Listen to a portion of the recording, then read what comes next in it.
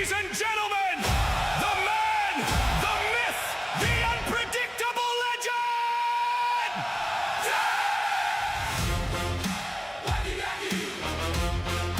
Wacky, Dakky. He'll bet the under, then cheer for the over. Claims he's scratch, can't find the fairway. Powered by pork chops, hot dogs, and confidence. Facts, he'll figure those out someday. Traded the Sooners for Husker pride. Purple Vikings, Celtics by his side. No script, no breaks, no clue what's ahead. That's exactly why we hand him the mic instead. Wacky Dakky Wednesday, where the takes get hotter and the facts get greater. 10 minutes of madness, buckle up and hold on tight. He's somehow still undefeated in confidence. Wacky Dakky, Wacky Dakky, Wacky Dakky, Wacky Dakky.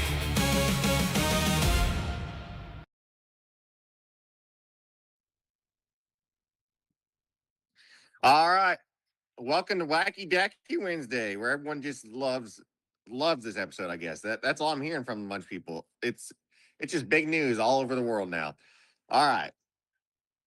So let's dive into it. Quote of the week here. Matt Rule, I think it was an interview. I'm pretty sure I heard it from somewhere else. He said this is the best team he's ever coached. He's ever coached, most talent, or something like that. Anyway, he's full of shit. This is not the best team, best talent he's ever coached in his life. I know every coach supposed to say that, but one time in my life, I like to hear a coach come out and say, "You know what? We suck ass." Coming out, by the way, cussing too much. I'll stop. That's a little bit too much cussing to start out show. Anyway, Matt Rule, I know you're supposed to say that, which I don't think the Huskers will suck this year, but just say, hey, we might not be top 25 team in the nation, not be that good, not have that much talent, whatever. Just come on and be real sometime. But every year, I know they're supposed to say, yeah, we're going to be the greatest team ever, whatever. So earlier this week, AP poll came out. And boys, it's just a flash on the freaking screen for Husker fans to see. I'll tell you what, they play the number 1 team, the number 2 team, the number 6 team, number 17, number 22 team in the nation right now. And I think if I had to put money on if all the teams are going to be ranked or if they're not when they play them, I think they're going to be the only team that I don't see that I could see that couldn't be ranked is Iowa. But Washington, Oregon, Indiana, and Ohio State are going to be ranked when they play them. That is a schedule. It's going to be horrific. Now, if they can win one of those, I think they're winning 2 of those 4, but one of those 4 against Indiana, Oregon, Ohio State, and Washington, I think that sets up perfect for Rule for the season. I think that's good enough for the season. You can move on. The fans will enjoy that. Now, speaking of where the fans are sitting right now, there's rumors out there that, which I mean, it's probably not rumors because you can probably see the ticket count, that the first game is having trouble selling out. This is kind of not surprising because I haven't heard very much hype coming in this season, like as much hype as normal. I'm starting to drink Kool-Aid a little bit too much start the year, so whatever. Most fans will get there, but I think fans are finally at the prove it point. Like we're not gonna go sit out. It's gonna be probably 95, 100 that day. So I don't blame people for not going. That sucks sitting in that stadium when it's that hot. I'm not going. I'll just tell you that it's way too hot. I'm gonna be watching other games. But anyway, when you have, just like Rule said, people are starting to catch on to this full of crap stuff. It's like it's all this talking stuff. Prove it. Go out there, have an 8-9 win season, and people will start showing up for these games. And also, I get it's Ohio. It's not a huge game to start, but you know what? Huskers are proven that could be a very good game because maybe they're not going to be as good as what people think. And it's first game of the season. There's always going to be penalties and stuff, so it's going to be closer than what people think. I think. I have no idea what I said in the score prediction podcast. I could have said 56-point blowout. I've changed my mind. It's going to be a closer game than people think. All right. So, surprise here. This running back that transferred, Tariq, I think is his name, transferred from Penn State. Tariq, I don't know what his name is. Anyway, he transferred from Penn State, another school before this. he comes to Nebraska. There wasn't very much hype around him, but everyone's like, all right, this guy might be an impactful player. Well, he gets kicked off the team. Surprise, surprise. I mean, he's been to two different schools already. He's jumped around. I don't. It hasn't come out why. I'm not gonna speculate why he got kicked off the team. That I could get really off the rails here and just speculate whatever. I'm not gonna speculate why I got kicked off the team. Anyway, yeah, good riddance. See ya. See you later. So yeah, he's not gonna be impactful anymore because he's done. He lasted what, a good 2 weeks, 3 weeks. Yeah, that's a real player you want on your team. He'll probably go play. Well, depending on what he got suspended for, he'll probably go play somewhere like freaking Wesleyan or whatever and tear it up there. But oh yeah, we won't be hearing from him anymore. All right. So I want to dive in on preseason NFL football, and and I don't know why teams don't play their starters more than they do. It's I get it's like glorified practice, but teams I've noticed more and more with week ones. Teams in NFL just start out slow because I don't think they're playing their players enough in preseason. I get you don't want to have them injured, like their starters. They're not playing their starters enough in preseason.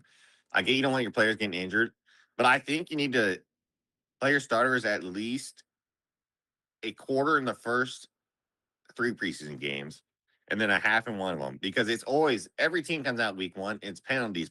You look like crap. It looks because college has no preseason, so you have nothing. So you have penalties and you look like crap in that first game. I think they need to get back to which they used to do this way when there was four.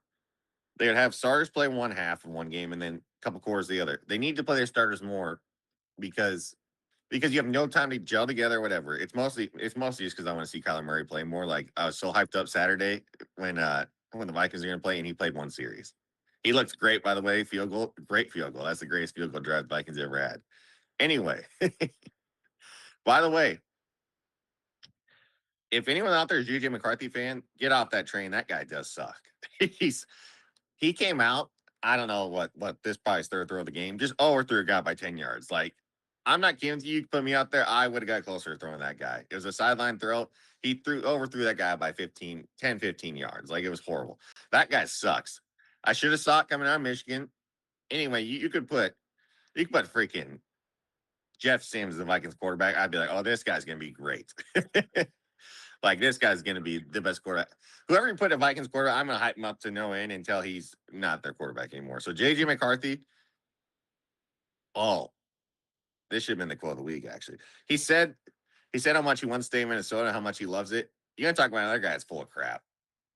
That Matt Rule and JJ McCarthy, those two this week are on my full of crap list because he does not want to stay in Minnesota. Not at all. That guy, that guy wants to get out there as quick as possible. The problem is, I don't know who wants him. You don't want that guy as your backup because okay, this who you don't want as your backup is 9. You want 9 as your backup, not JJ McCarthy.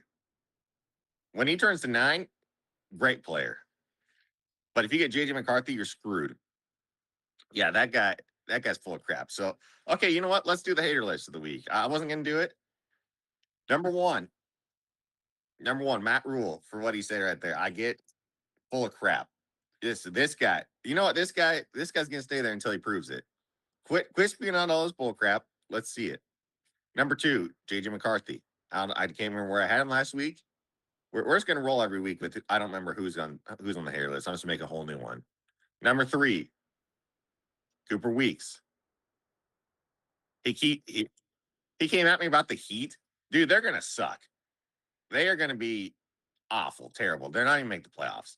Number 4, Jalen Brown. Another guy that's full of crap.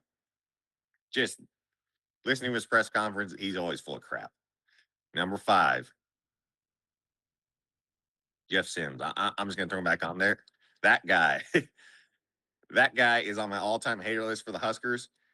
Just worst worst quarterback all time the Huskers ever had. That guy sucked when he was here. And then he goes to Arizona State, runs for like 350, 375 yards one game, which is what they probably should have been doing. Put him at running back. Whatever. All right. Well, everybody here, Have a good Wacky Dakky Wednesday. That is all I have. As the season gets closer, by the way, everyone out there, I don't know if you're like me, I can't wait. I'm counting on the days. I hate that they did move it back a week, and it just feels like it's taking forever to get here this year. Next week is the Big Ireland game. I saw North Carolina announced that they're starting Billy's his first name. Cannot remember what that quarterback's last name is. Anyway, he was at Wisconsin last year, broke his leg. This guy's not very good. I think Bill Belichick stays their number in North Carolina. So yeah. Anyway, he's the starting quarterback for North Carolina. I hopefully that Ireland game's gonna be good.